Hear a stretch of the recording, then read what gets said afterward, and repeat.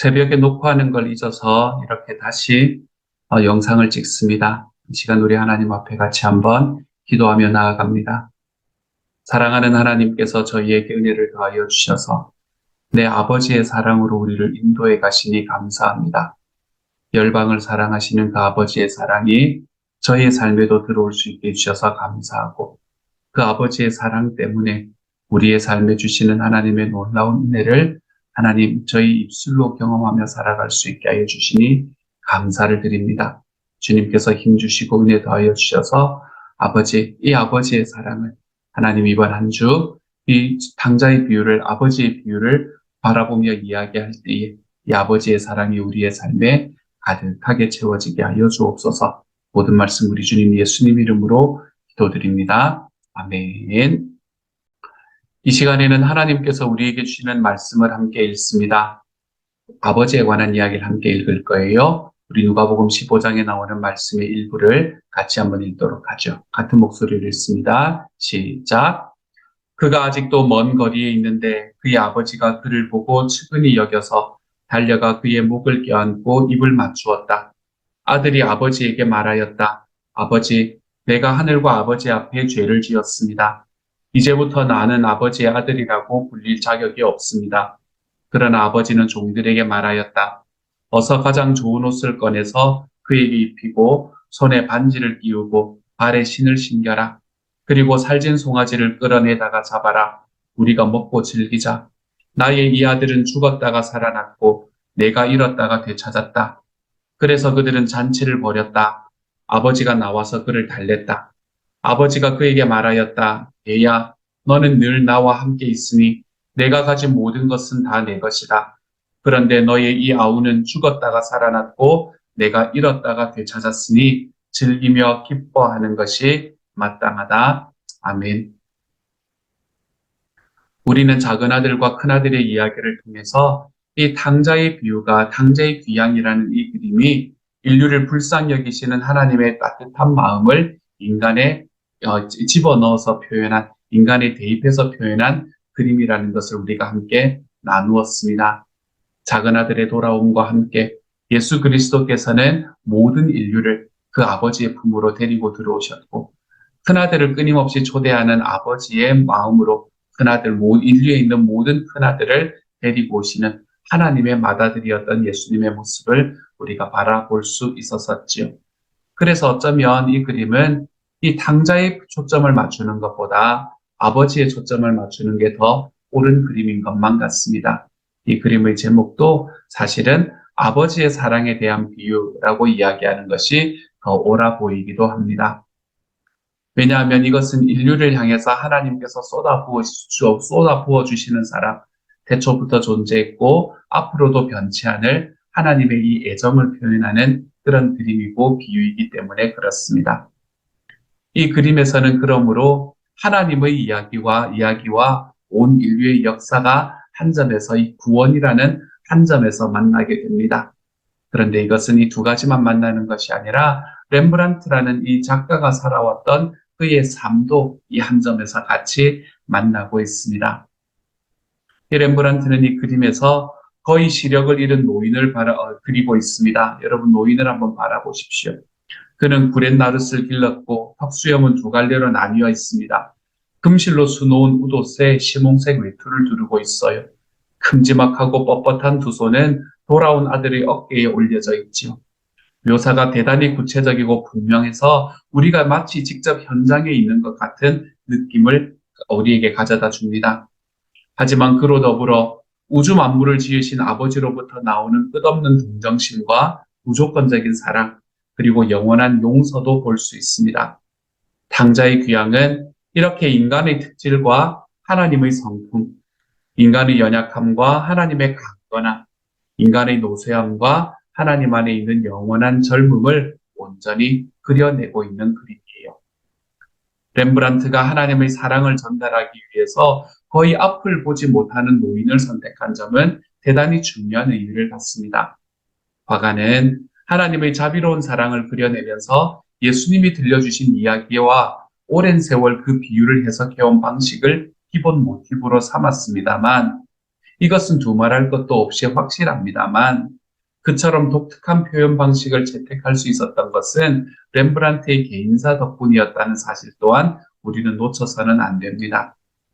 한정기 작가는 렘브란트가 젊어서부터 그의 직업은 단 하나 늙어가는 것뿐이었다라고 이야기할 만큼 그는 노인에 대한 초상화를 참 많이 그렸습니다.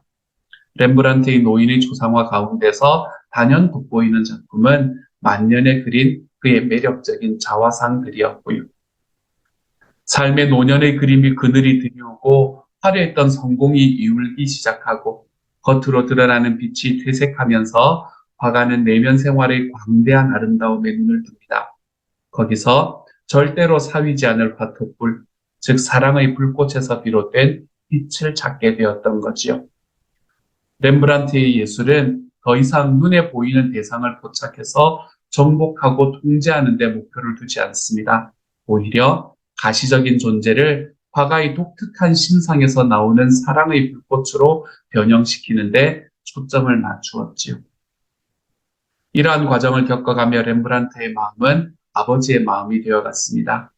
고통으로 점철된 세월을 보내는 동안 이 마음은 점점 강렬해져서 작가의 내면에서 환한 빛을 내게 됩니다. 그리고 이 작가의 마음에 있던 불꽃은 작은 아들을 환영하는 아버지의 마음 속에서도 똑같이 타올랐습니다. 작가가 비유를 있는 그대로 그리지 않은 이유를 알 것 같습니다. 누가복음은 그가 아직도 먼 거리에 있는데 그의 아버지가 그를 보고 측은히 여겨서 달려가 그의 목을 껴안고 입을 맞추었다라고 했습니다. 이 누가복음의 이야기에 맞추어서 초기의 렘브란트는 대단히 극적인 움직임을 담고 있는 이 사건을 한화로 옮기고 캔버스에 옮기기도 했었습니다. 하지만 죽음이 다가오는 시점이 이르자 이제는 더 이상 육신의 눈이 아니라 마음에 자리 잡은 내면의 시선으로 아들을 알아보는 평온한 아버지의 조상을 그리는 쪽으로 선회했지요. 집으로 돌아온 아들의 등을 어루만지는 두 손은 마음으로 세상을 보는 아버지의 도구처럼 보입니다. 육신의 눈이 거의 감기다시피 한 아버지는 오히려 더 멀리 그리고 더 널리 바라봅니다. 그것은 인류 전체를 아우르는 영원한 시선이 됩니다. 집을 떠나는 쪽을 선택한 자녀들이 겪는 아픔을 알고 말할 수 없을 만큼 가슴 아파하는 눈길입니다. 정신적인 고통과 고뇌에 사로잡혀 있는 모습을 보고 바다를 이루도록 눈물을 쏟습니다. 아버지의 마음은 길 잃은 자식을 집으로 데려오려는 열망으로 뜨겁게 타오릅니다. 아버지는 자녀들에게 얼마나 이야기해주고 싶었는지 모릅니다. 앞길에 도사리고 있는 위험을 알려주고 싶어 몸살이 날 지경이었습니다.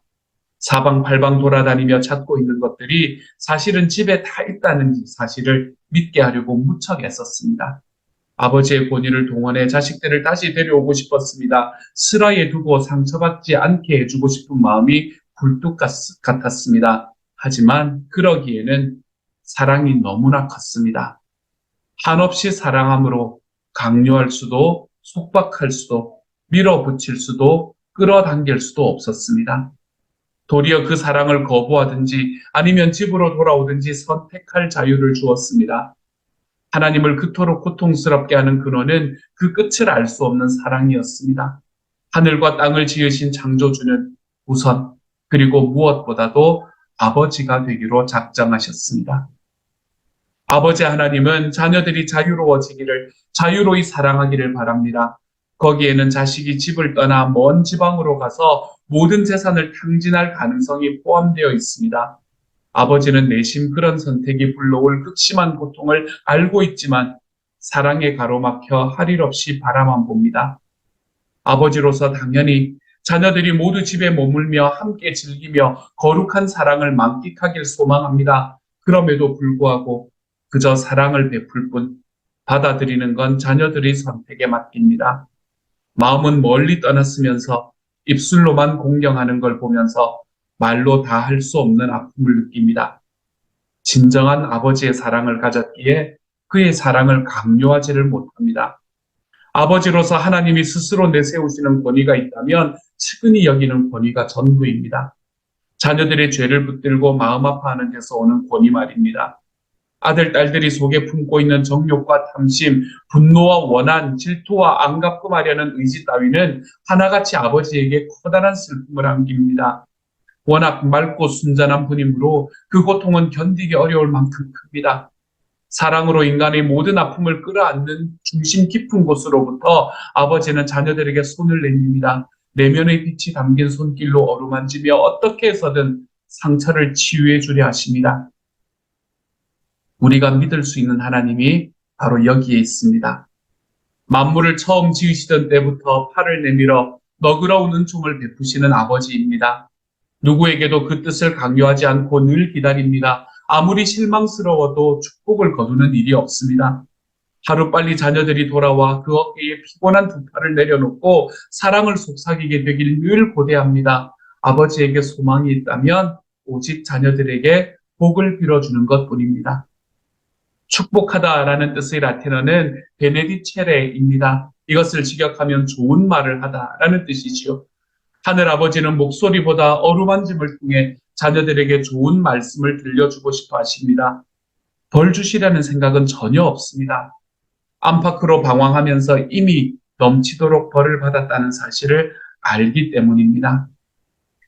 렘브란트의 작품인 이 탕자의 귀향의 참된 중심은 아버지의 손에 있습니다. 가장 밝은 빛이 그 위를 비추고 있기도 하고요. 그 안에서 아버지의 자비로운 사랑이 구현되었습니다. 거기에서 용서와 화해, 치유가 일어납니다. 탈진한 아들뿐만 아니라 지친 아버지도 두 손을 통해 안식을 얻습니다. 아버지의 두 손은 내가 모태에 조성될 때부터 나를 붙들어 주었으며 태어나는 순간에 환영해 주었고 어머니의 품에 안겨 주었으며 잘 먹이고 따뜻하게 보살펴 주는 손이었습니다. 위험이 닥칠 때면 어김없이 지켜주었으며 슬픔에 잠길 때마다 위로해주는 손이었습니다. 잘 가라고 흔들어 인사하고 돌아오면 반갑게 맞아주었습니다. 그래서 이 아버지의 두 손은 바로 하나님의 손입니다. 그와 동시에 부모나 스승, 친구나 의사처럼 하나님이 나를 안전하게 지키신다는 사실을 기억하도록 보내주신 모든 이들의 손이기도 합니다. 아버지와 축복을 베푸는 두 손을 그리고 난 얼마 후 렘브란트는 세상을 떠났습니다. 그래서 이 그림은 그의 유작이 되었지요. 사실 렘브란트는 자기의 그림에 자기의 모습을 까메오처럼 집어넣는 것이 그의 취미이자 특기이기도 했습니다. 그래서 이 그림에도 렘브란트의 얼굴이 들어와 있는 걸까요? 여기에 그려진 아버지의 얼굴도 그의 삶에 있는 아픔 속에서 다듬어져간 이 작가의 모습일까요? 사실은 그렇지는 않습니다. 이 그림은 렘브란트의 얼굴 자체를 그리지는 않았지요. 하지만 그의 심령, 여러 차례 죽음을 고통을 겪어낸 아버지의 영혼으로서의 그의 모습을 그려냈다고 할 수 있습니다. 그는 63년의 생을 살았습니다. 그 63년에 짧지는 않지만 길지도 않은 삶을 살면서 그는 사랑하는 아내 사스키아가 세상을 떠나는 것을 목격해야 했습니다. 세 아들과 두 딸, 그리고 함께 살았던 두 여인의 죽음까지 지켜보아야만 했습니다. 눈에 넣어도 아프지 않을 만큼 사랑했던 아들 티투스는 혼인한 지 얼마 지나지도 않아 26 젊디 젊은 나이로 삶을 마감해야만 하는 것을 그는 바라보아야만 했지요. 렘브란트는 그 뼈아픈 슬픔을 단 한 번도 드러낸 적이 없지만 탕자의 귀향 속의 아버지를 보면 그가 얼마나 눈물을 쏟았을지 짐작하고도 남습니다. 그림 속에서 렘브란트는 하나님을 상징하는 인물로 형상화되어 있습니다. 화가는 스스로 길고 고통스러운 싸움을 치르면서 주인공의 진면목을 포착해냈습니다. 그것은 깊은 상처를 입고 돌아온 아들을 앞에 두고 말없이 눈물 지으며 은혜를 베푸는 아버지, 그것도 거의 앞을 보지 못하게 된 노인의 모습이었습니다. 렘브란트는 처음엔 그 아들이었다가 차츰 아버지가 되었습니다. 그렇게 그는 영원한 생명에 들어갈 준비를 마친 것이죠. 사랑하는 여러분, 아버지가 되기 위해서는 사랑을 겪어야 합니다. 아버지가 되기 위해서는 고난을 겪어야 합니다. 아버지가 되기 위해서는 자녀들을 위한 마음 아픔의 순간들을 겪어내야 합니다. 여러분의 삶에 있는 그 아픔과 고난의 순간순간이 내 아버지, 내 아버지께서 우리에게 주시는 그 하나님 아버지의 사랑을 우리의 속에 주시는 것뿐만 아니라 우리의 삶에 있는 아픔과 고통을 통해서 우리가 아버지가 되어가는 길로 우리를 인도해 가시는 하나님을 경험하는 한 주일이 되기를 소망합니다. 사랑하는 여러분, 렘브란트는 그렇게 자녀의 모습에서 아버지의 모습으로 변했습니다. 저와 여러분은 지금 우리가 겪고 있는 모든 삶 속에서 자녀의 모습에서 아버지의 모습으로 변화하며 살아가고 있습니까? 이 모습이, 이 아버지의 모습이 저와 여러분이 걸어가는 삶의 목적이 될 수 있는 이번 한 해가 될 수 있기를 우리 주님 이름으로 축복합니다. 함께 한번 기도하지요. 사랑하는 하나님 감사합니다. 자녀의 모습이 우리의 모습이었겠지만 점차 우리의 삶의 고뇌와 고통과 아픔을 겪으면서 우리가 점점 아버지가 되어가는 하나님의 사람이 될 수 있도록 주여 도와주옵소서. 그래서 우리의 삶에 있는 아픔이 누군가를 향한 나의 가슴 아픔이 하나님 나의 삶의 불평의 거리로 끝나는 것이 아니라 그것으로 내가 아버지의 모습을 점점 더 닮아가는 길로 나를 인도해 가시는 하나님 그러한 모습이 우리의 삶의 모습이 되도록 주여 도와주옵소서. 이 아버지의 사랑을 주셔서 감사합니다. 내가 아버지가 되는 길로 걸어가게 만드시는 우리 주님을 찬양합니다. 모든 말씀 우리 주님 예수님 이름으로 기도드립니다. 아멘. 다니엘 금식 제15일입니다. 금식 GPS 이사야 58장 6절 말씀. 내가 기뻐하는 금식은 부당한 결박을 풀어주는 것, 멍에의 줄을 끌어주는 것, 압제받는 사람을 놓아주는 것, 모든 멍에를 꺾어버리는 것, 바로 이런 것들이 아니냐. 다니엘 금식 제15일째, 이제 마지막 한 주를 남겨놓고 있습니다. 여기까지 다들 정말 수고 많으셨습니다. 우리는 여러 가지 이유로 다니엘 금식을 시작했습니다. 시급히 응답받아야 할 기도 제목 때문에, 혹은 영적인 갈급함 때문에, 아니면 교회에서 하니까, 또는 목자 목녀님이 하라고 해서 그냥 따라오다 보니 여기까지 오신 분들도 있을 겁니다. 개인적인 사정과 이유는 다를 수 있습니다. 그러나 비록 출발점은 달라도 금식 기도의 목적지는 같습니다. 이사야 58장 6에서 7절 말씀은 하나님이 기뻐하시는 금식이 무엇인지 명확히 말해줍니다. 그것을 네 글자로 요약한다면 바로 이웃사랑입니다. 즉 부당한 결박을 풀어주고 멍에의 줄을 끌어주고 압제받는 사람을 놓아주고 먹거리를 나누어주고 구제하는 삶을 사는 것이 이웃사랑이며 그것이 바로 금식의 목적이라고 이사야 58장에서 말하고 있습니다. 부당한 결박을 풀어주는 것이란 무엇일까요? 마태복음 18장 18절 말씀. 내가 진정으로 너희에게 말한다. 무엇이든지 너희가 땅에서 매면 하늘에서도 매일 것이요 땅에서 풀면 하늘에서도 풀릴 것이다. 바로 용서의 삶을 사는 것입니다. 그렇다면 멍에의 줄은 무엇일까요? 베드로 사도는 이방의 그리스도인들에게도 모세의 율법을 적용해야 한다고 주장하는 예루살렘 신도들에게 이렇게 말했습니다. 사도행전 15장 10절 말씀. 지금 여러분은 왜 우리 조상들이나 우리가 다 감당할 수 없던 멍에를 제자들의 목에 메워서 하나님을 시험하는 겁니까? 나 자신도 완벽하지 못하면서 우리는 얼마나 가족과 이웃에게 완벽을 요구할 때가 많은지요. 나 자신에게는 은혜의 법을 적용하면서 이웃에게는 율법의 법을 적용하지는 않았습니까? 금식은 그 율법의 멍에의 줄을 풀고 은혜의 삶으로 나아가게 합니다. 압제받는 사람을 놓아준다는 것은 무슨 뜻일까요? 예수 그리스도를 전함으로 죄의 권세와 압제에서부터 사람들을 구해내는 것입니다. 다시 말해 영혼 구원입니다. 그러므로 하나님이 기뻐하시는 금식이란 단순히 밥을 굶는 것이 아니라 용서함으로 서로에게 자유를 주는 것입니다. 용서는 쉽지 않습니다. 그래서 금식합니다. 나의 본성은 은혜가 아니라 율법을 고집합니다. 그래서 금식합니다. 복음을 전할 때에 하나님의 능력이 나타나서 죄의 권세와 압제로부터 영혼들이 자유를 얻어야 하기에 그래서 금식합니다. 내 한 끼를 나누기 위해 금식합니다.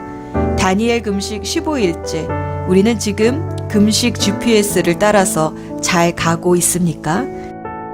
그렇다면 우리는 도착지에서 하나님의 약속의 성취를 보게 될 것입니다. 기도의 응답과 치유와 회복과 건강과 형통함과 그리고 무너진 공동체가 다시 재건되는 것을 볼 것입니다. 이 길은 우리 믿음의 선배들이 걸어간 길입니다. 모세, 다윗, 느헤미야, 에스더, 에스라, 다니엘, 존 웨슬리, 칼빈, 마틴 루터 등등 이루 셀 수 없는 많은 믿음의 선배들이 이 금식 GPS를 따라갔습니다. 그래서 그들은 무너진 공동체를 다시 세웠고 하나님의 영광을 보았습니다. 이제 우리 차례입니다. 금식 GPS를 따라서 잘 가고 계십니까? 이사야 58장 8절 말씀. 그리하면 내 빛이 새벽 햇살처럼 비칠 것이며 내 상처가 빨리 나을 것이다.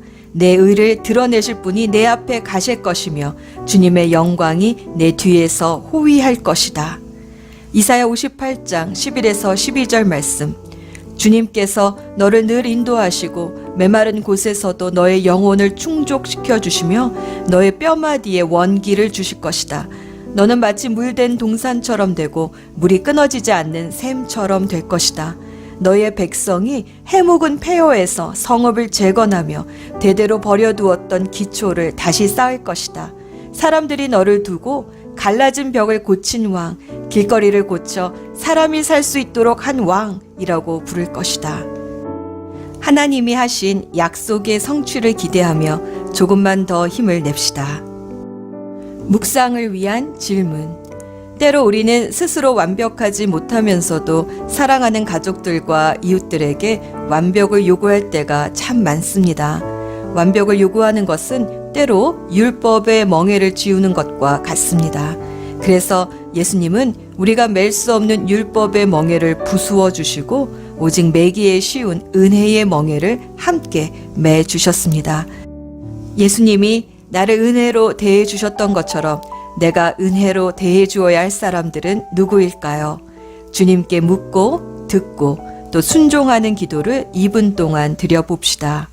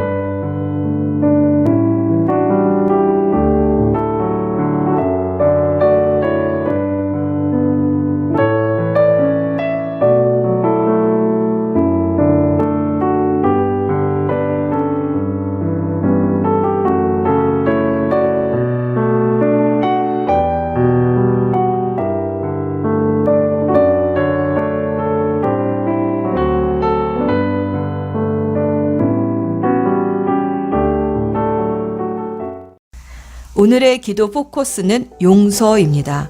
내가 용서받았다는 것을 믿고 감격하는 사람은 쉽게 용서할 수 있습니다. 하지만 그럼에도 불구하고 가까운 사람들에게 받은 상처는 아프고 깊어서 용서하기가 쉽지 않을 때가 많습니다. 오늘은 그리스도의 십자가 앞에서 주님께서 어떤 대가를 치르시고 나를 용서해 주셨는지 묵상해 봅시다. 그 십자가 앞에서 우리가 용서하지 못할 사람은 없습니다.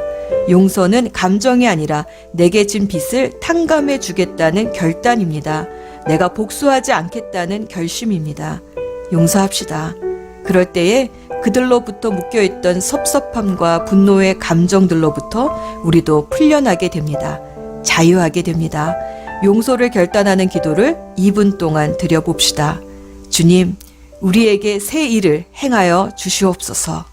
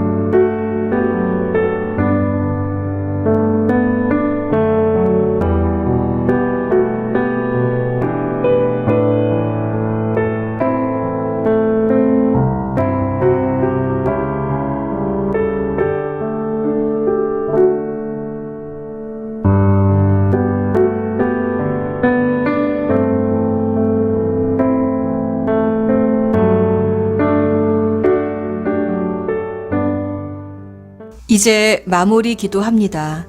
신실하신 하나님 아버지, 우리 육신의 멍에가 너무 무거워 넘어질 때마다 내가 여기에 있지 않니 하시며 손 내밀어 주시는 아바 아버지. 홀로 외롭게 짐을 지게 하는 육신의 멍에를 풀어주시고 함께 사는 은혜의 법이 무엇인지 가르쳐 주시니 감사합니다. 은혜 안에서 함께 살도록 우리를 지어주신 하나님, 은혜로 더 나아가게 하옵소서. 임마누엘, 늘 함께 하시는 예수 그리스도의 이름으로 기도합니다.